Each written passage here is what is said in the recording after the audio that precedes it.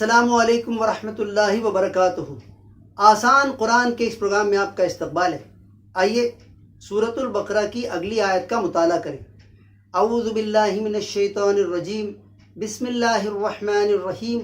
والوالدات یرضعن اولادہن حولین کاملین لمن اراد ان یتم الرضاعہ وعلی المولود لہ رزقہن وکسوتہن بالمعروف لا تکلف نفس الا وسعها لا تزار والدۃ بولدها ولا مولود له بولده وعلى الوارث مثل ذلك فإن أراد فصالا عن تراض منهما وتشاور فلا جناح عليهما وإن تسترضعوا أولادكم فلا جناح عليكم إذا سلمتم ما آتيتم بالمعروف واتقوا الله واعلموا أن الله بما تعملون بصير۔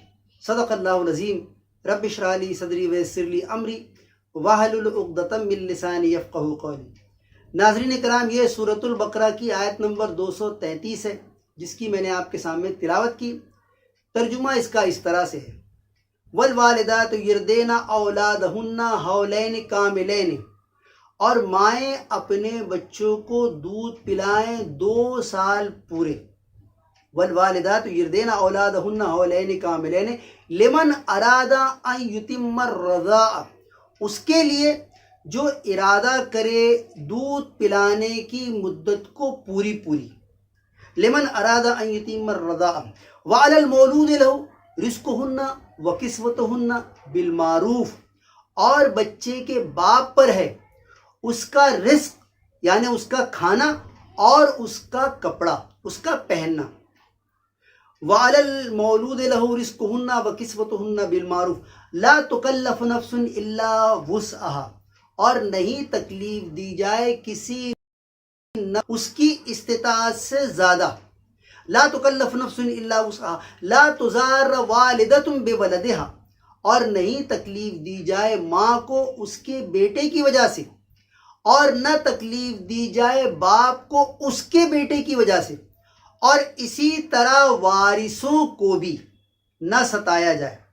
وعلی الوارث مثل ذلک فإن أراد فصالا عن تراض منهما وتشاور فلا جناح علیہما، اور اگر وہ دونوں دودھ چھڑانا چاہیں تو آپس میں مشورہ کریں، باہم مشورہ کریں تو ان پر کوئی گناہ نہیں۔ وَإِنْ أَرَدْتُمْ أَن تَسْتَرْضِعُوا أَوْلَادَكُمْ، اور اگر باپ چاہے کہ دودھ کسی اور عورت سے پلایا جائے، وَإِن تَسْتَرْضِعُوا أَوْلَادَكُمْ فَلَا جُنَاحَ عَلَيْكُمْ، تو نہیں گناہ اس پر۔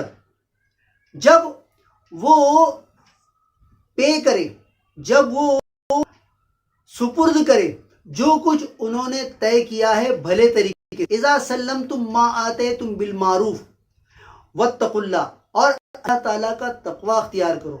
وَاعْلَمُوا أَنَّ اللَّهَ بِمَا تَعْمَلُونَ بَصِيرٌ، اور جان لو کہ اللہ تعالیٰ دیکھ رہا ہے جو کچھ تم عمل کرتے ہو۔ دیکھیے، اس ایک آیت میں اللہ تبارک و تعالیٰ نے اس بچے کے بارے میں جس کی ماں کو طلاق دے دی گئی، اب اس بچے کا کھانا خرچہ کس طرح سے ہو، کس طرح سے وہ ماں اپنے بچے کو دودھ پلائے، کب تک پلائے ہے، پھر اگر نہیں پلانا چاہتے ہوں تو کیا حکم ہے، اللہ تبارک و تعالیٰ نے اس کے بارے میں اس آیت میں واضح کیا ہے۔ آئیے اس کی ہلکی سی تشریح کریں، سنیں۔ اللہ تعالیٰ فرماتا ہے: والوالدات یرضعن اولادہن حولین کاملین لمن اراد ان یتم الرضاعہ، اور مائیں، وہ مائیں جن کو طلاق دے دی گئی ہو اور ان کو بچہ ہو، تو عدت کے وقت میں تو کھانا نان نفقے کی ذمہ داری شوہر پر ہوتی ہے، لیکن عدت گزر جانے کے بعد نان نفقے کی ذمہ داری جو ہے وہ شوہر پر نہیں ہوتی۔ لیکن اگر اس متعلقہ کے پاس جو ہے وہ بچہ ہو، اور وہ بچہ جو ہے وہ شیرخوار ہو، دودھ پینے والا ہو، تو اب اس کے لیے کیا حکم ہے؟ اللہ تبارک و تعالیٰ نے فرمایا کہ مائیں اپنے بچوں کو دودھ پلائیں، وہ مائیں جن کو طلاق دی گئی، وہ مائیں اپنے بچوں کو دودھ پلائیں 2 سال۔ اس کے لیے یعنی اس شوہر کے لیے جو ارادہ کرے مدت رضاعت کو پورا کرنے کے لیے، یعنی دودھ پلانے کی مدت کو جو پورا کرنا چاہے، 2 سال پلانا چاہے تو مائیں جو ہے وہ پلائیں۔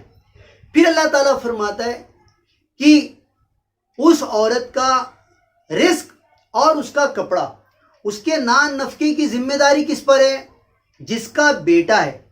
وَعَلَى الْمَوْلُودِ لَهُ رِزْقُهُنَّ وَكِسْوَتُهُنَّ بِالْمَعْرُوفِ، کہ لڑکے کے باپ پر ہے ماں کا خرچہ، ماں کا رزق، ماں کا کھانا اور اس کا کپڑا۔ یعنی اب ظاہر سی بات ہے کہ وہ عورت کچھ کرتی تو ہے نہیں، کام کاج تو کرے گی نہیں، اس کا کسی دوسرے کے ساتھ نکاح بھی نہیں ہوا، اور شوہر یہ بھی چاہتا ہے کہ وہ میرے بچے کو دودھ پلائے، تو ظاہر سی بات ہے کہ اس کے خرچ کی ذمہ داری کس پر ہوگی؟ اس کے خرچ کی ذمہ داری اس بچے کے باپ پر ہوگی۔ تو اللہ تعالیٰ فرماتا ہے کہ باپ پر ہے اس کی ماں کی رزق کی اور اس کے کپڑے کی ذمہ داری بھلے طریقے سے۔ وَعَلَى الْمَوْلُودِ لَهُ رِزْقُهُنَّ وَكِسْوَتُهُنَّ بِالْمَعْرُوفِ لَا تُكَلَّفُ نَفْسٌ إِلَّا وُسْعَهَا، نہیں تکلیف دی جائے کسی نفس کو اس کی استطاعت سے زیادہ۔ اب اس میں نفس جو ہے وہ 3 ہیں، 3 طرح کے لوگ اس میں ہیں۔ اللہ تبارک و تعالیٰ نے فرمایا ہے کہ ان 3 طرح کے لوگوں کو ان کی استطاعت سے زیادہ بوجھ نہیں ڈالا جائے۔ پہلا جو ہے وہ ماں ہے، ماں کو اس کے بیٹے کی وجہ سے پریشان نہیں کیا جائے، ماں کو اس کے بیٹے کی وجہ سے ستایا نہیں جائے، ہے نا، اور نہ باپ کو اس کے بیٹے کی وجہ سے پریشان کیا جائے، باپ کو بھی نہیں ستایا جائے۔ جتنا وہ آسانی کے ساتھ پے کر سکتا ہے، آسانی کے ساتھ دے سکتا ہے، آسانی کے ساتھ خرچ کر سکتا ہے، اتنا ہی نان نفقہ جو ہے وہ ماں لے۔ تو اللہ تعالیٰ فرماتا ہے کہ نہ ماں کو اس کے بیٹے کی وجہ سے ستایا جائے، نہ باپ کو اس کے بیٹے کی وجہ سے ستایا جائے۔ اب اگر باپ کا انتقال ہو گیا تو پھر جو ہے وہ ماں کا نان نفقہ جو ہے وہ کس کے ذمہ ہو؟ تو اللہ تعالیٰ فرماتا ہے وَعَلَى الْوَارِثِ مِثْلُ ذَلِكَ، اسی طرح سے وارثوں کو بھی نہ پریشان کیا جائے، وارثوں کو بھی ستایا نہ جائے، ان پر بھی جو ہے وہ ان کی استطاعت سے زیادہ بوجھ نہ ڈالا جائے۔ پھر آگے اللہ تبارک و تعالیٰ کیا فرماتا ہے؟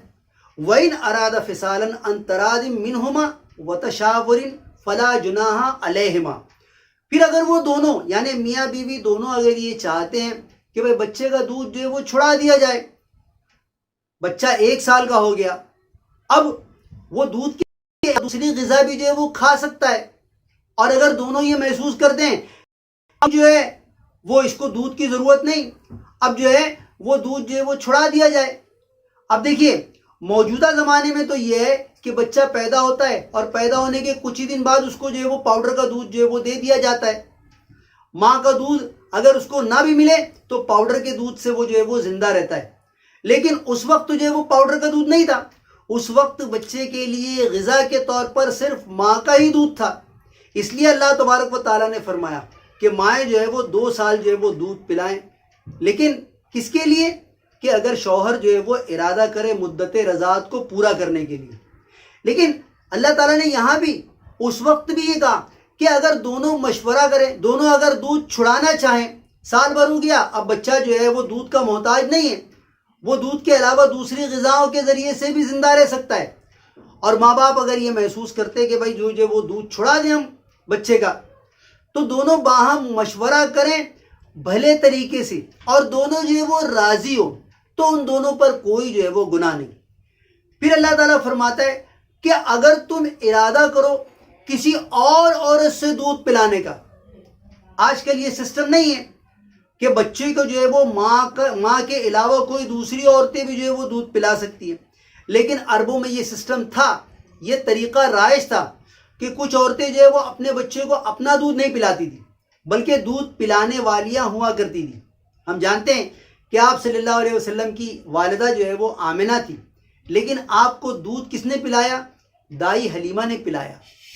تو اللہ تعالیٰ فرماتا ہے کہ اگر وہ چاہتے ہیں کہ دودھ کسی دوسری عورت سے پلایا جائے تو اس میں بھی کوئی حرج نہیں، لیکن جو کچھ اس نے طے کیا ہے وہ اس کو حوالے کرے، ایسا نہیں کہ بھائی طے تو کر لیا ہے لیکن حوالے ہی نہیں کر رہا ہے۔ تو اللہ تعالیٰ فرماتا ہے وَإِن تَسْتَرْضِعُوا أَوْلَادَكُمْ فَلَا جُنَاحَ عَلَيْكُمْ إِذَا سَلَّمْتُمْ مَا آتَيْتُمْ بِالْمَعْرُوفِ، اگر وہ چاہتے ہیں کہ کسی دوسری عورت سے جو ہے وہ دودھ پلایا جائے تو جو کچھ انہوں نے طے کیا ہے اس کو جو ہے وہ سپرد کریں، اس کو حوالے کریں بھلے طریقے سے۔ پھر آخر میں اللہ تعالیٰ فرماتا ہے وَاتَّقُوا اللَّهَ، اللہ تعالیٰ کا تقوی اختیار کرو۔ دیکھیں یہاں جو ہے وہ بچے کو دودھ پلانے کی بات آ رہی ہے، بیوی کو رزق اور کپڑا دینے کی بات آ رہی ہے، دودھ کے چھڑانے کی بات آ رہی ہے، کسی اور عورت سے دودھ پلانے کی بات آ رہی ہے، اور اس میں آخر میں اللہ تعالیٰ کیا فرما رہا ہے وَاتَّقُوا اللَّهَ، اور اللہ تعالیٰ کا تقوی اختیار کرو۔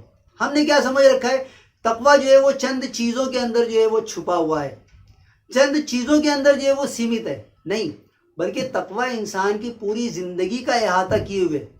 تقوی کا مطلب ہے ایک طرح کا طرز عمل، ایک طرح کا رویہ، اس میں بھی جو ہے وہ اللہ تعالیٰ کا تقوی ہونا چاہیے، کوئی چال بازی نہیں، کوئی چالاکی نہیں، کسی کو پریشان نہ کیا جائے بلکہ اللہ تعالیٰ کا تقوی اختیار کیا جائے۔ پھر اللہ تعالیٰ کیا فرماتا ہے وَاعْلَمُوا أَنَّ اللَّهَ بِمَا تَعْمَلُونَ بَصِيرٌ، خوب جان لو کہ اللہ تعالیٰ دیکھ رہا ہے جو کچھ تم عمل کر رہے ہو۔